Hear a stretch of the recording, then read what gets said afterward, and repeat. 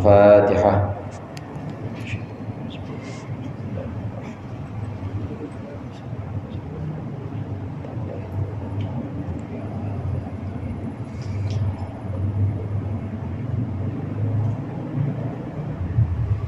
Bismillah, walhamdulillah, wassalatu wassalamu ala sayyidina Muhammadir Rasulillah wa ala alihi wa ashabihi wa man tabi'a hudah wa la hawla wa la quwwata illa billah, amma ba'du. Segenap jamaah Masjid Asy-Syifatus Syafi'iyah yang dimuliakan Allah, alhamdulillah malam hari ini kita lanjutkan kembali pengajian kitab Fathul Mu'in, pengajian kitab yang membahas tentang fan fikih, bidang fikih. Kita sudah sampai halaman, tandaan saya halaman 16. Betul enggak? Setelah tadi.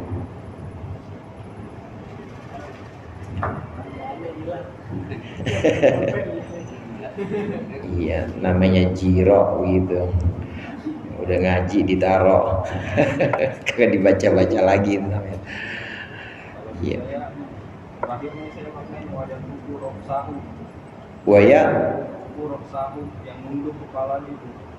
Terus berarti kalau mau yang samisuha atau yang mengkodiru. Oh iya betul. Halaman 17 kalau di saya. Di situ halaman berapa? 17. Berarti itu kan qiyamu qadirin. Iya betul. Kira-kira emang itu ya. Halaman 17 wa thalithuha. Bismillahirrahmanirrahim. Qala al-mu'allif rahimahullah wa nafa'ana bihi wa bi 'ulumihi wa bi barakatihi fid dharain amin. Wa thalithuha qiyamu qadirin 'alaihi bi nafsihi aw bi ghairihi fi fardin walau manduran aw mu'adan. Wa thalithuha, dan yang ketiga dari fardu atau rukun-rukunnya salat, qiyamu qadirin itu adalah berdirinya orang yang mampu alaihi atas qiyam binafsihi, baik dengan dirinya sendiri si qadir atau bi ghairihi atau dengan selain si qadir. Qadir di sini artinya mampu. Fi fardin, dalam salat fardu, berdiri ini wajib dalam salat fardu walau manduron, meskipun ada fardunya itu adalah salat yang dinadarkan, au mu'adan atau salat yang diiadah atau diulangi.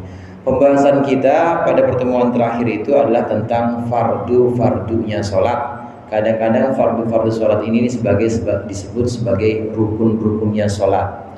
Rukun-rukunnya salat itu adalah segala perkara yang wajib dilakukan, dan dia termasuk hayat, termasuk bentuk-bentuk yang ada dalam pelaksanaan sholat.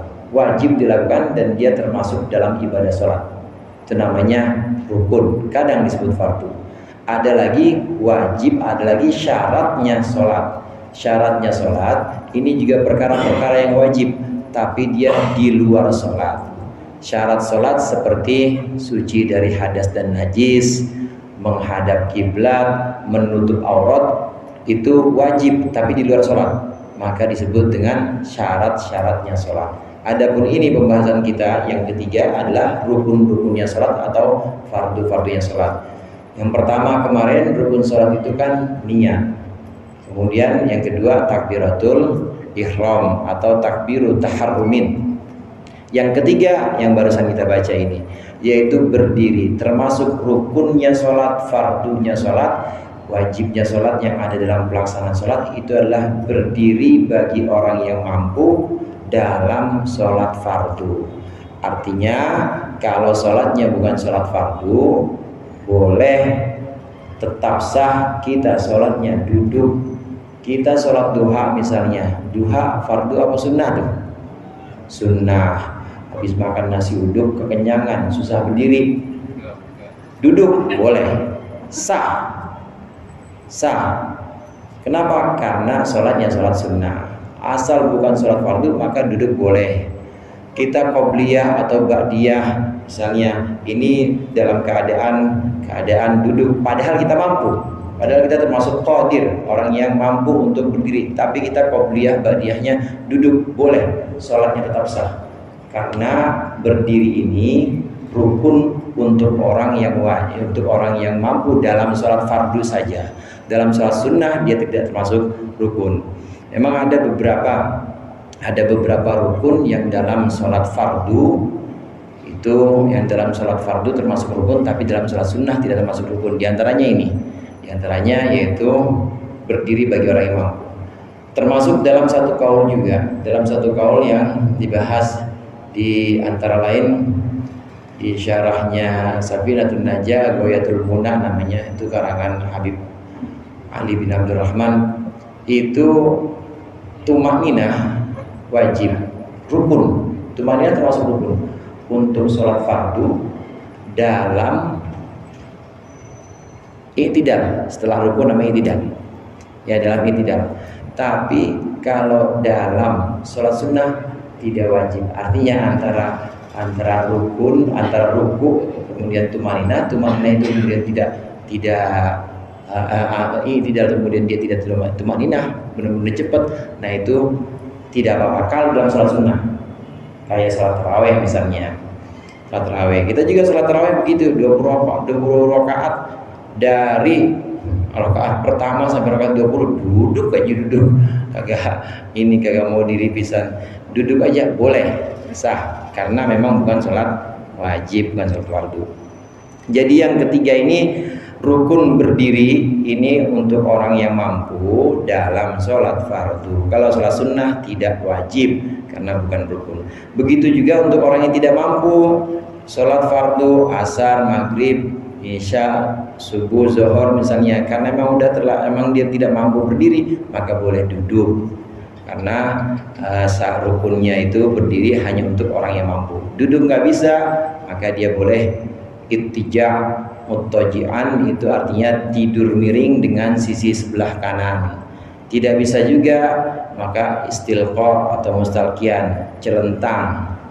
Kalau tidur miring itu posisinya begini, kepalanya ada di sini, kemudian tidur pakai bagian kanan kita, ini namanya muttaji' atau ittija' tidur miring. Kalau begini masih nggak bisa juga, maka pindah sebelah kiri boleh, nggak apa-apa. Ini masih susah juga, miring juga nggak bisa, ya karena ada infusnya, ada di tangannya, di mana-mana ya ada jarum, nggak bisa, ya begini aja udah celentang. Tapi kaki ngadep ke kiblat, jadi diarahkan ke kiblat. Begitu juga kepala kita, kepala orang yang sakit ini yang sedang sholat, ini harus diganjel pakai bantal, ya atau ganjil pakai sesuatu yang bisa mengangkat supaya kepalanya menghadap kiblat, namanya celentang. Gimana rukun-rukun yang lain? Bisa dengan gerakan tangan, bahkan bisa dengan kedipan mata aja kalau emang udah nggak bisa. Penting kedipnya itu diniatin. Kalau udah nggak bisa semua, kedip nggak bisa juga, gerak nggak bisa juga, dalam hati. Selama masih ada pikiran, masih bisa berpikir, maka merem aja, kemudian bacakan semua rukun-rukun bacaan yang ada dalam sholat dalam hati. Allahu Akbar, mulut juga udah nggak bisa bergerak, dalam hati aja, maka jadi itu sholat. Ini untuk yang tidak mampu. Jadi ada dua hal di sini. Berdiri menjadi rukun sholat itu untuk orang yang rukun sholat untuk orang yang mampu, satu. Yang kedua, hanya dalam sholat fardu. Kemudian jamaah rahimahullah, binafsihi au bi ghairihi. Binafsihi au ghairihi, baik dirinya itu dengan diri sendiri, artinya dia berdiri karena kemampuannya sendiri, atau dengan bantuan yang lain. Bantuan yang lain ini boleh dengan bantuan orang, dipegangin maksudnya, boleh, tetap sah. Boleh sama orang dipapah gitu berdiri, boleh, tetap sah. Atau dengan bantuan lain, misalnya pakai tongkat misalnya, boleh juga berdiri seperti itu. Ada di sini fi fardin, semua kewajiban berdiri itu, rukun berdiri itu hanya untuk yang mampu dalam sholat fardu. Fardu itu ada yang kita kenal paling tidak ada 3 macam. Ada sholat fardu yang disebut dengan sholat maktubah. Ini yang adalah dalam ayat inna sholata kanat alal mu'minina kitaban mawquta. Itu kewajiban, kitaban di sini bukan kitab. Maktubatan artinya, maktubatan itu artinya diwajibkan. Ai kutibat maksudnya diwajibkan. Maktubatan, kitaban itu maksudnya maktubatan, yaitu diwajibkan kitaban mawquta dalam waktu-waktu yang sudah ditentukan. Ini namanya sholat maktubah. Sholat maktubah fardu. mulai dari subuh sampai isya. Ini sholat fardu yang jenis pertama. Sholat fardu jenis kedua, sholat nadar. Manduron di sini sholat nadar. Sholat nadar meskipun itu bukan termasuk fardu yang 5 tadi, subuh sampai isya, dia tetap wajib. Kita yang pernah punya hajat, kemudian hajat kita hasil karena kita nazarkan, atau kita nazar kalau hajat kita hasil, maka akan melaksanakan sholatnya sholat sunnah 40 rakaat misalnya kayak gitu.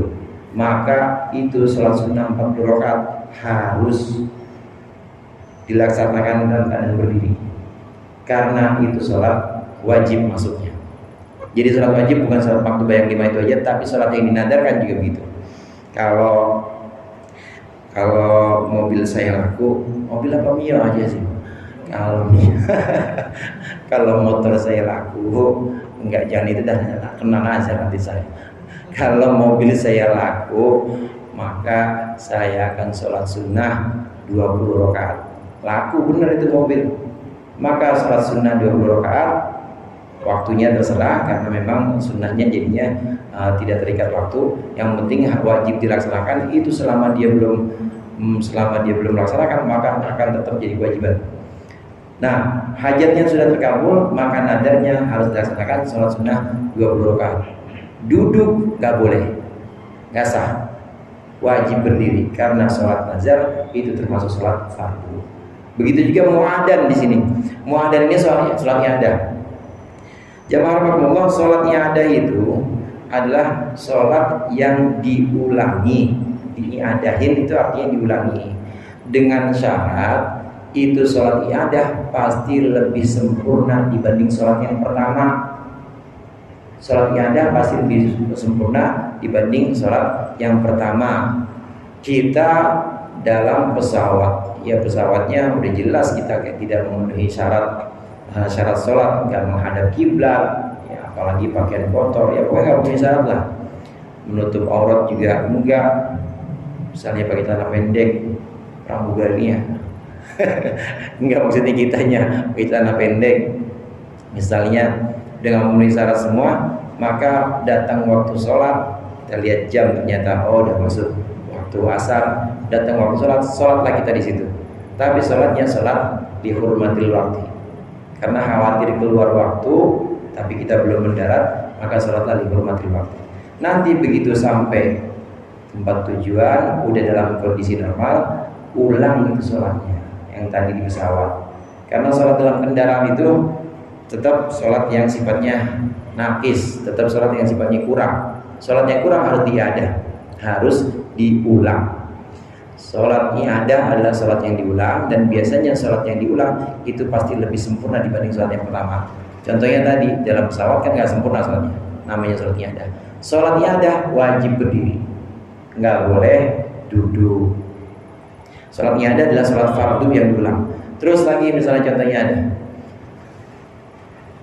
kita udah sholat isya misalnya, kita udah sholat, nah kemudian ada orang sholat lagi, kemudian kita ikut dia, boleh kita iadah, karena sholat isya kita yang pertama tadi, sholat isyanya kita sendirian, kita sholat sendirian. Nah tapi kemudian ternyata ada orang lagi belum sholat isya, saya mau jamaah karena tadi sholat saya sendiri, ini namanya sholat iadah.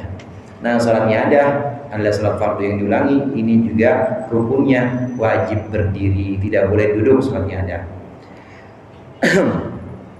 Wa yahsulul qiyamu binusbi faqari dhahrihi, dan hasil apa al-qiyamu berdiri binusbi faqari dhahrihi, dengan cara menegakkan tulang punggungnya musalli, tulang punggungnya orang yang sholat, aynya dhahrihi maksudnya tulangnya dhahri, tulangnya punggung, allati hiya mafasiluhu, yang bermula di allati, bermula tulang itu, maksudnya mafasiluhu adalah apa namanya, sendi-sendi, mafasil itu sendi-sendi atau persambungan ya, persambungan dhahrun, geger itu apa sih, pundak, bukan pundak, punggung dhahrun. Walau bistinadin ila syai'in, meskipun dengan menyandarkan, dengan bersandar ila syai'in kepada sesuatu. Bihaitsu lauzala, sekiranya jika hilang, ya, sekiranya jika hilang apa syai', satu yang dijadikan sendiran tadi, la saqata, maka pasti dia akan jatuh siapa musolli, gugur siapa musolli.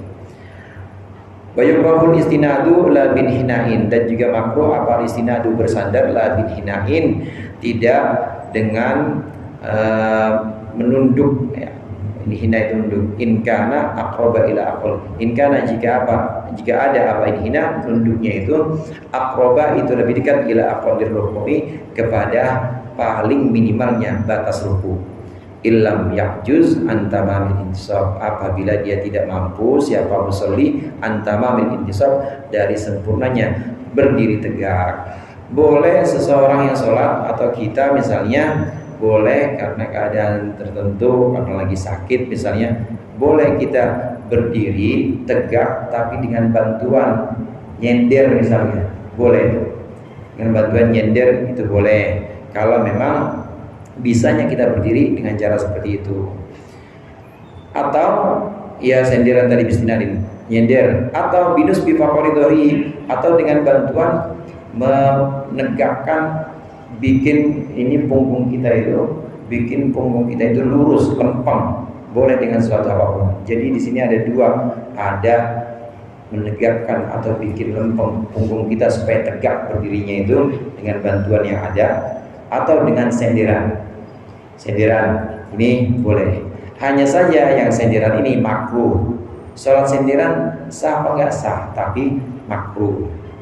Yukrahu al-istinadu makruh. Itu yang kita baca sebagian. Kemudian yang juga termasuk makruh, kenapa harus dengan ini, dengan ditegakkan dengan suatu atau ditegakkan dengan cara menyender? Karena kalau kita tidak tegakkan dengan bantuan benda misalnya, atau tidak kita tegakkan dengan tembok, sendiran maksudnya, kita condong atau kita agak menunduk ini badannya, itu pun hukumnya makruh. Contoh begini misalnya, ada orang mau sholat, ya, ada orang mau sholat, emang dia agak begini badannya, agak begini. Nah, supaya agak tegak gimana? Biar yang agak sendiran dah. Nah, ini kan untuk mencegah kemakruhan.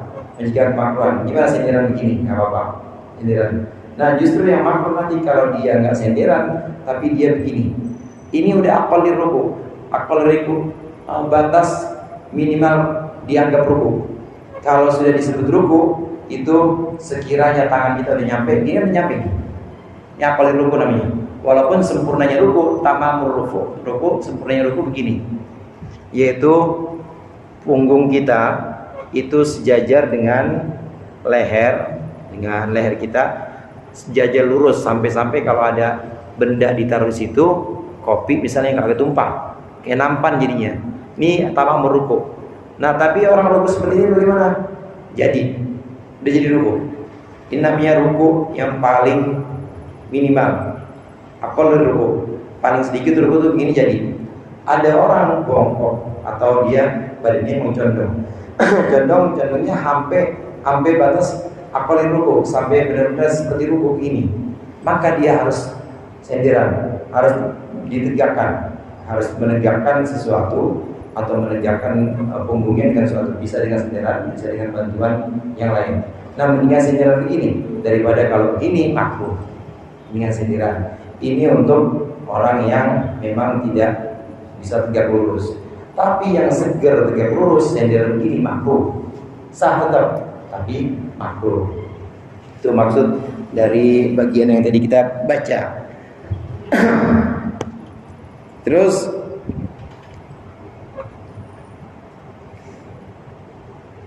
iya, kalau untuk yang tidak mampu, maka justru dia harus bantuan dengan benda atau dengan sendiran. Kalau dia tidak mampu, sekiranya tanpa sendiran, itu justru dia mirip-mirip dengan ruku. Wali ajizin syaqqa alaihi qiyamun. Wali ajizin, dan itu bagi orang yang tidak mampu, syaqqa alaihi qiyamun, yang berat atas si ajiz, atas orang yang tidak mampu apa qiyamun berdiri, bihan lahiqahu bihi masyaqqatun, gambarnya sekira bertemu menemui akan ajiz bihi dengan berdiri apa masyaqqatun kesulitan syadidatun yang sangat, bihaitsu la tahtamilu, sekira bihaitsu la tahtamilu adatan, atau bisa juga bihaitsu la tuhtamalu aja, sekiranya tidak bisa dianggap apa masyaqqah adatan dalam hal adat atau biasa. Wadobatohal imamu biantakuna, wadobatohal imamu, dan memberikan batasan siapa al imamu, imam si imam. Nah, al-shawab ini imam yang dimaksud di sini Imam Haramain. Biantakuna bihaitsu yadhhabu ma'a, biantakuna sekiranya ada apa masyaqqah itu bihaitsu yadhhabu ma'aha khusyu'u, sekiranya hilang ma'aha beserta masyaqqah apa khusyu'u, khusyu'nya salat. Wali ajizin syaqqa alaihi qiyamun, nah ini salatun qa'idan, ini mubtada muakhirnya, jadi asalnya wali ajizin syaqqa alaihi qiyamun salatun qaidan. Kalau kita buat susunan biasa, was salatu qaidan li ajizin ay yajuzu li ajizin syaqqa alaihi qiyamun. Salat duduk itu diperbolehkan, sah hukumnya untuk orang yang memang tidak mampu berdiri, tidak mampu berdiri dengan kesulitan yang benar-benar, kesulitannya itu parah. Kalau dia berdiri maka itu parah dan sudah di luar ini adat atau di luar kebiasaan, sudah di luar adat atau di luar batas normal. Sekiranya dia berdiri itu sudah sangat sulit, maka boleh dalam sholat wajib dia duduk. Syaratnya harus ada masyaqqah. Harus ada masyaqqah, dia diperbolehkan dalam sholat fardu orang ini duduk. Nah, masyaqqah atau kesulitan yang dimaksud di sini ada batasannya tentunya. Kalau tadi kan disebutkan masyaqqatun syadidah, kesulitan yang kira-kira parah banget. Nah, menurut Imam Haramain yang dimaksud dengan kesulitan di sini masyaqqah, sekiranya kalau dengan cara berdiri itu khusyuknya hilang, ngebot banget kayaknya kaki gitu ya. Kalau berdiri kaki ngebet banget, udah pasti baca Fatihah juga udah nggak khusyuk ya. Ar-Rahmanir Rahim tahu-tahu waladhdallin aja. Kenapa? Karena saking ngebetnya. Nah, maka boleh, sudah begitu boleh dia sholat duduk daripada khusyuknya hilang. Ketimbang berdiri tapi khusyuknya hilang, maka dia diperbolehkan duduk. Batasannya begitu, batasannya sekiranya kalau berdiri maka khusyuknya hilang. Pusing misalnya, kepala pusing, ya kalau berdiri benar-benar pusing banget, bahkan bisa jatuh, udah nggak karuan lah pokoknya.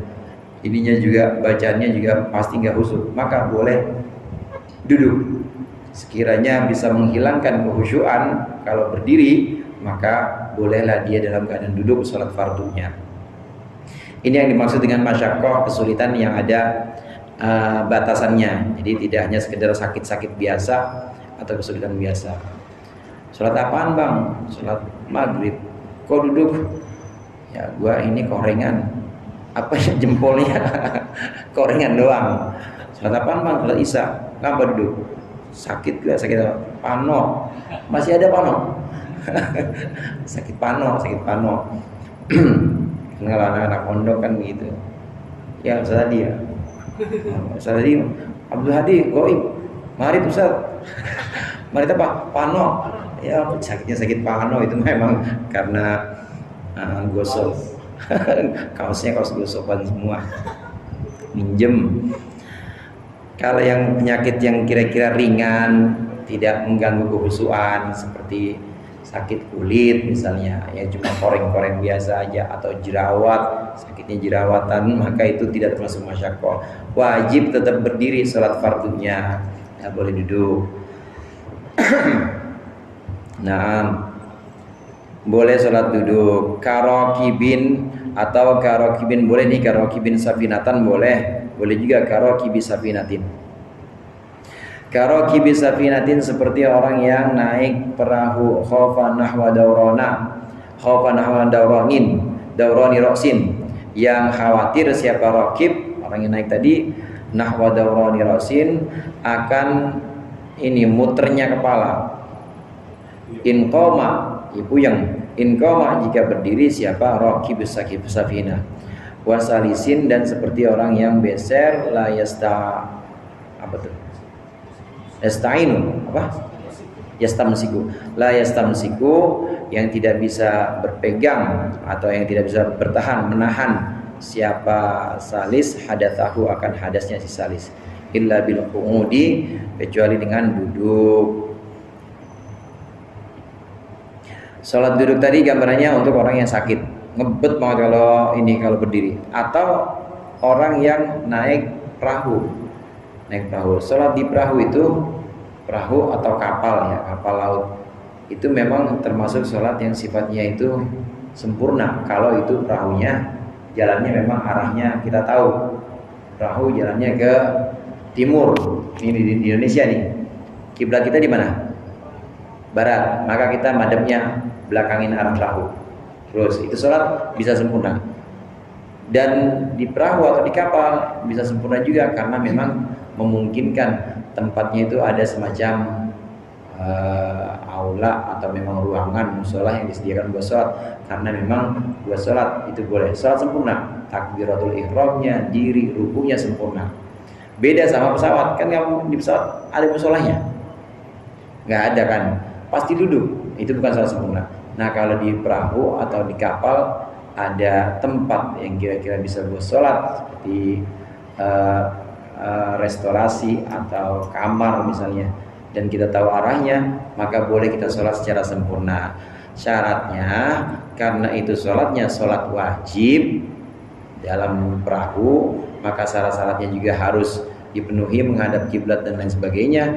Demikian juga rukunnya wajib dipenuhi, yaitu rukun berdiri, wajib berdiri. Kecuali kalau di dalam kapal kemudian khawatir kalau berdiri saya pasti jatuh nih, kepala puyeng karena ombak, maka boleh duduk. Ini keringanan berikutnya untuk orang yang dalam kapal. Kalau saya berdiri sholat di kapal, sholat di perahu kayak gini pasti puyeng di kepala, maka boleh duduk. Kemudian keringanan berikutnya juga ada salis. Salis itu orang yang punya kekurangan, dia beser, jadi ngalir terus kencingnya. Udah habis kencing tapi tetap ngalir terus, namanya salis. Salis ini namanya kadang-kadang disebut dengan daimul hadas, orang yang selalu hadas. Ada beberapa ketentuan buat salis. Orang yang beser atau daimul hadas itu dia toharohnya, bersucinya dia, wudhu misalnya, maka harus dilaksanakan ketika sudah masuk waktu sholat.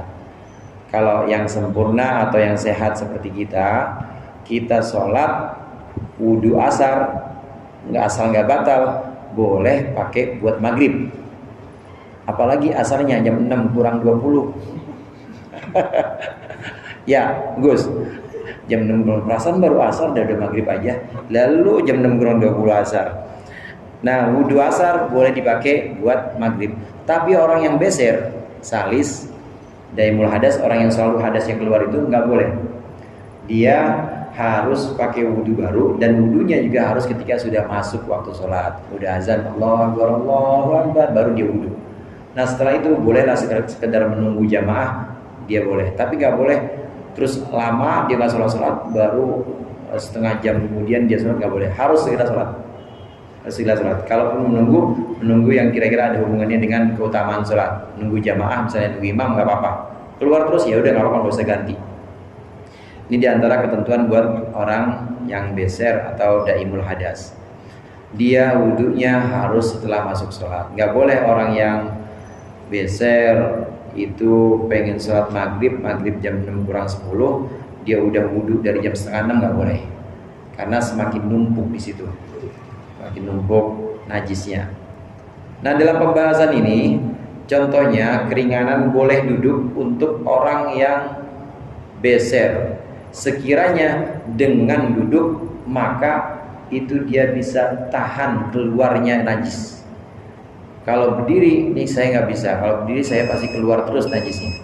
Tapi dengan cara duduk maka bisa saya tahan najis yang keluar. Maka boleh, meskipun dia dalam keadaan mampu berdiri, dia boleh duduk dengan tujuan tadi menahan keluarnya najis.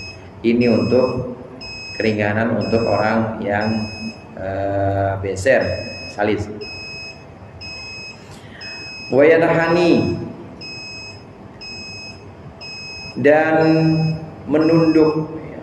Wayanahani dan juga menunduk. Menunduk sini masih membungkuk ya, bukan kalau menunduk kan kepala doang, ini membungkuk. Wayanahani dan membungkuk siapa al-qaidu, orang yang duduk birruku'i dengan ruku, bihaitsu tahada atau bihaitsu tuhadi aja failnya itu. Failnya jabhatuhu. Bihaitsu tuhadi, sekiranya sejajar apa jabhatuhu, jidatnya qaid, ma akan barang, akan sesuatu anggota badan, qudama rabbataihi, yang tetap di depan lututnya. Untuk orang yang sholat duduk maka dia membungkuk. Membungkuk dengan gambarannya membungkuk sekiranya jidatnya dia itu sama dengan titik di depan ini, di depan lututnya. Contoh gini, orang yang sholat duduk lututnya sini ya. Misalnya lututnya sini, ini bukan bikin, saya bukan bikin sub, saya semua ini aja supaya gampang. Lututnya ada di sini. Maka untuk ruku, sholat orang yang duduk untuk rukunya hendaklah dia membungkuk sekiranya jidat dia itu sudah sejajar dengan titik di depan ini. Jadi nggak boleh sekedar gini aja, karena masih di sini. Tapi gimana? Agak membungkuk lagi. Sekiranya jidat dia, dahi dia sudah ada di depan sini, sudah ada di depan lututnya. Jadi bagaimana? Hukum dinukum waliyadin.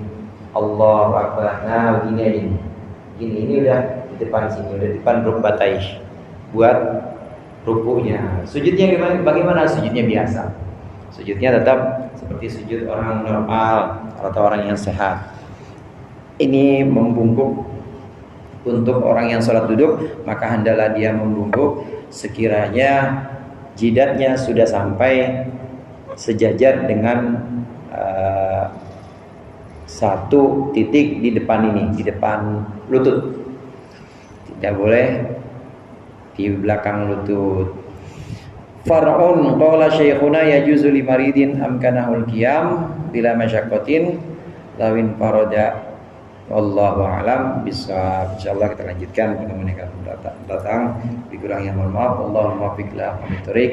Assalamualaikum warahmatullahi wabarakatuh.